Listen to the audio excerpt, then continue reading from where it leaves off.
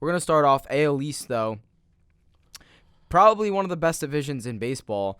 And I'll start real quick. I think the Yankees are my pick to win the division, but I'm not super sold on it.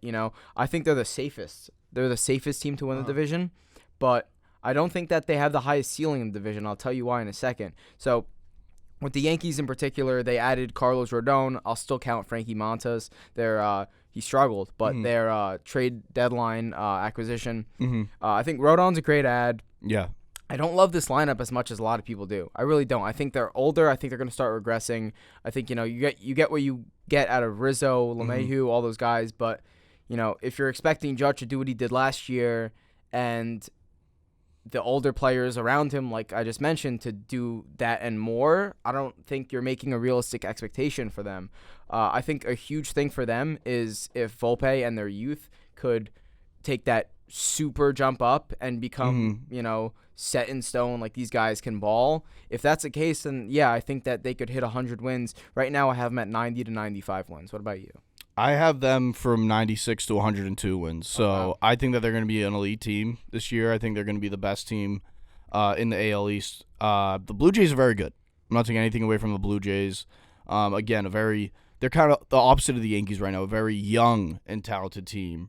I think the Yankees have guys on their team that are ready to win a championship right now, where I don't think the Blue Jays are quite ready for that. I think they're 1 or 2 years away from that, but still they've built a winning culture that has been successful the last 2 years. But I have the Yankees at I'll say it. They're going to win 101 to 102 games. They're going to be a 100-win team this year. I think they're going to be very good, very, very good.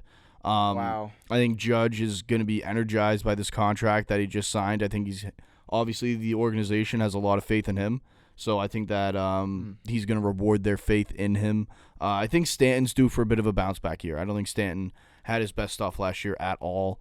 And I love Anthony Rizzo. I'm one of those guys. I'm not a big, age is a killer in baseball, especially when you don't have – it's different. When your team's like a retirement home, that's bad. But if you have 1 or 2 guys that are older and can still play, that's fine with me. And then, as you just said, Carlos Rodon, that might be one of my – I hate to say it as a Red Sox fan. That's one of my favorite signings in the offseason based on a need that the team great had. Signing. Absolutely great signing. The Yankees really addressed the need. They added more depth to their rotation. So, yeah, I'm scared of the Yankees this year for sure. They're going to be a great team. Yeah, I'm not as high as – I think that last year they had everything going for them in the first half and then kept it going. They fizzled out. A little bit of a – yeah, exactly. A little of a fizzle out. But they were still dominant for that second half as well. And I think this year is going to be more of a – they're expecting, all right, where's the dominance? Yep. And I feel like the dominance will never come, but they'll be consistent and they'll be good. They're going to be very good. Don't get that wrong, but I don't think that they're a team that's primed to make a deep run in the playoffs. That's just my opinion. Maybe I'm just a Sox fan. I think they finally have – I think the thing that's held them back in the past is they didn't have the rotation to do it. Garrett Cole's a choker in the playoffs. I mean, right now their pitching's their best part, especially the bullpen. It went from a weakness to a strength. Yeah. So I think it's not necessarily about their lineup. Even though I do like their lineup, their pitching is just gross now. Mm-hmm. And then you add that with Judge, with Stanton, with LeMahieu, with Rizzo. Who knows what Donaldson can do? You know what I'm saying? No, I think Boone just said that that the old Donaldson's still within him. We just need to see him come out or something like that. So, I mean, Aaron Boone's a boob. Aaron Boob is what I call him. Like, he's a loser. But the team as a whole is gross. Okay, so next, I'm going Blue Jays. I think I have them at 90 to 100 wins. I think they have the highest ceiling in the division, which might be a crazy take. But, no, I don't think it's crazy. This is a team that I was extremely high on last year. They didn't really, fully get going.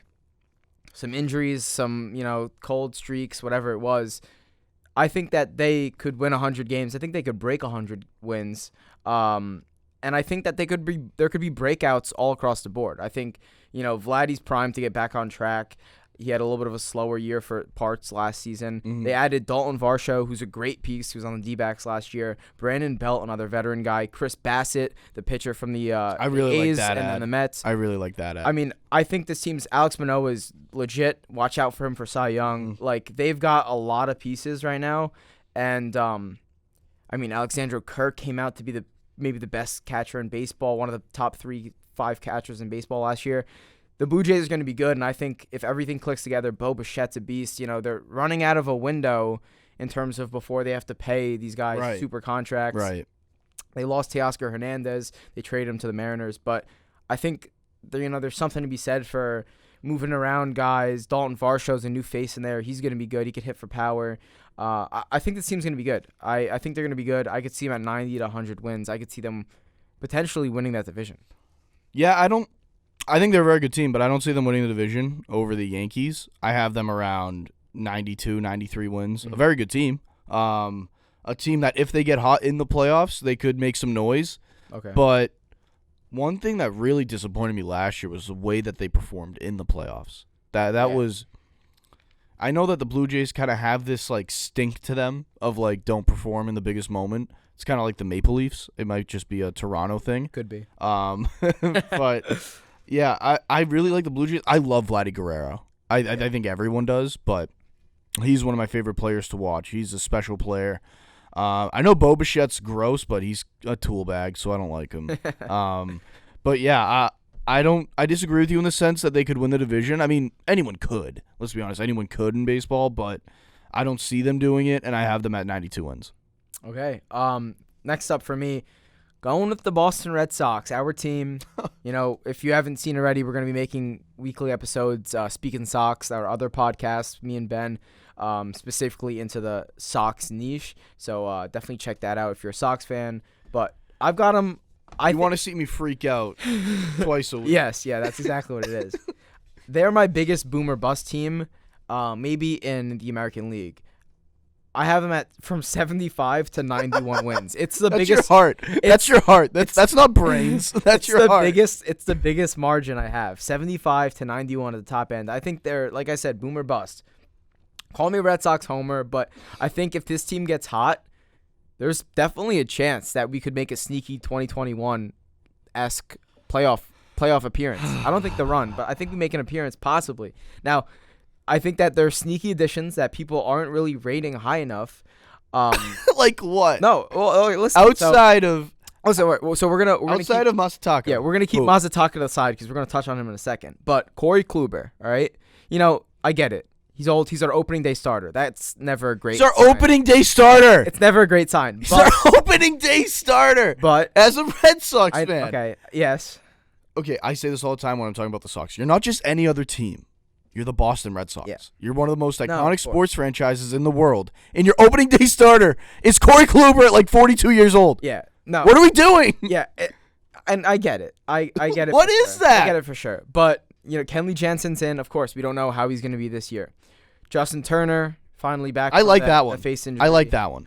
Took a ball to the face in spring training. He's back, though. Adam Duvall. I really like this one. He's got a cannon, and he's a good fielder, and he could hit for some power. He's a righty. Watch out for what he could do with the monster. Yeah, but he doesn't. Like, people are trying to say that he's like the new Hunter Renfroe. I think he's a half a step behind Hunter Renfroe. But Hunter Renfroe was nasty. Yeah, he was. I think that's a forgotten piece from what that team had. Oh, he was great, and he was a phenomenal fielder as well. And then Chris Martin at relief, and then of course I like Chris Martin too. I think that was a good move. I like, and then of course the biggest one, Masataka Yoshida.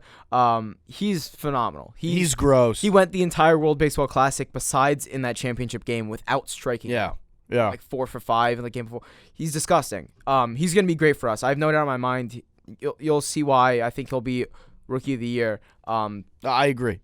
We can get that one out of the way. I think he'll be Rookie of the Year. He's going to be phenomenal. But I think that this all comes down to, like I said, the new style of baseball that's being introduced with the rules. If we can get hot, Alex Cora is still, in my opinion, one of the best managers in baseball. I think he's the best manager. He just has a horrible Definitely team. has a case to be made for it. And I think if the veterans produce to what they could produce, Brian Bayo comes in, Tristan Casas comes in, Jarren Duran looked better in spring training.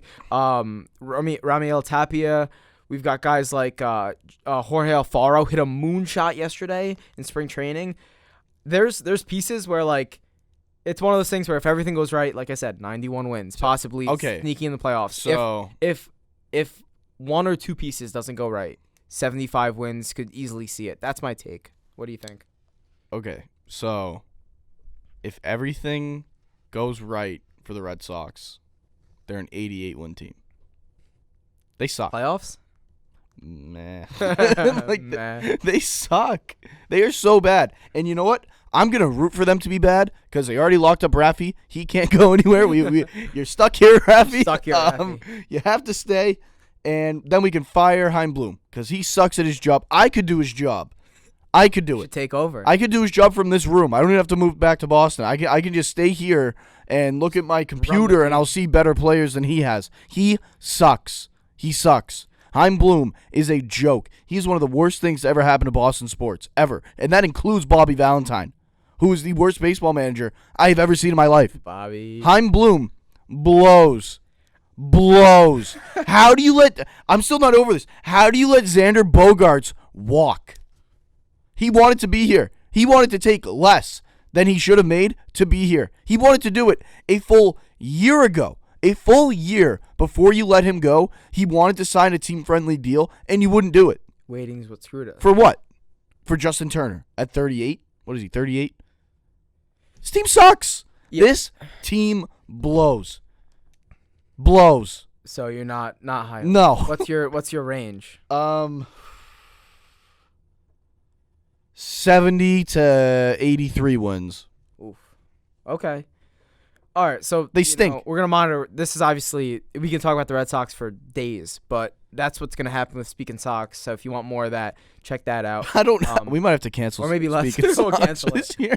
The next team I have, the Rays, 85 to 90 wins. They're the most bust list team in baseball in terms of I couldn't agree with you more. On that. Yeah, their floor is very high, but I don't think there's that much boom to them. Now, with that said, if Wander Franco really breaks out to who we all think he could be, throw my prediction out the window. Throw it out. They got, Wander Franco, Randy Rosarina, Isaac Paredes, big fan of his. They're a pitching factory. Their bullpen is ridiculous. Factory. They are a baseball factory. They're what Chaim Bloom thinks the Red Sox are. Yes. They didn't make any additions. Zach Eflin is basically their only big addition. They don't need to make them, though. With that said, though, they're very young. They just traded Austin Meadows last year for Isaac Paredes and more. They've got a lot of youth. This basically comes down to health and if the youth can take that next step. Right. If they do, this team, I got them from 85 to 90 wins. I don't think they could win more than 95 games. I don't think they're going to lose more than 85 in any scenario. So they're going to be there. Definitely third, in my opinion, either third or second in the division. Yeah. Unless the Red Sox get hot. I can't see them at 4. Okay, so I will agree with you on the Sox in the sense that if there's one team that they can leap this year, it's the Rays. Mm-hmm. But it's not going to happen. The Rays, as you just said, they're relying on a lot of young pieces that need to pop. Yeah.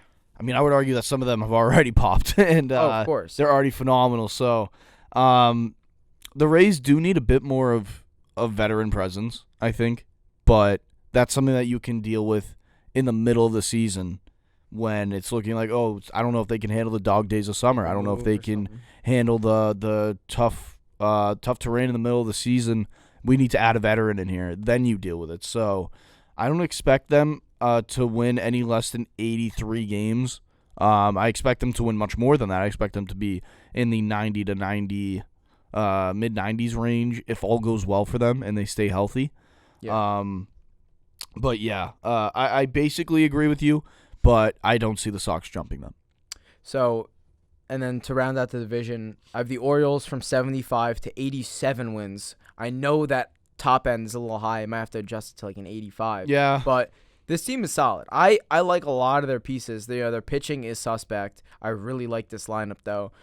You've got guys like, I'm like sort of falling in love with this roster because there's Adley Rutschman, who's like one of my favorite players in the game, probably going to be the best catcher in baseball this year, if not top 3. Gunnar Henderson, their rookie, he's spectacular. He's going to be amazing this year. Austin Hayes is very good as well. Cedric Mullins, an all-star. He's great. He was playing for Team USA. Anthony Santander. Now, what really hurts them is 2 things. They didn't make many moves this offseason. They got James McCann and Adam Frazier. Mm-hmm. Big deal. It's not, Adam Frazier's a solid piece. Mm-hmm. James McCann is garbage. Pitching injuries to John Means, their best pitcher, Grayson Rodriguez, their best pitching prospect, and then DL Hall, their other best pitching prospect.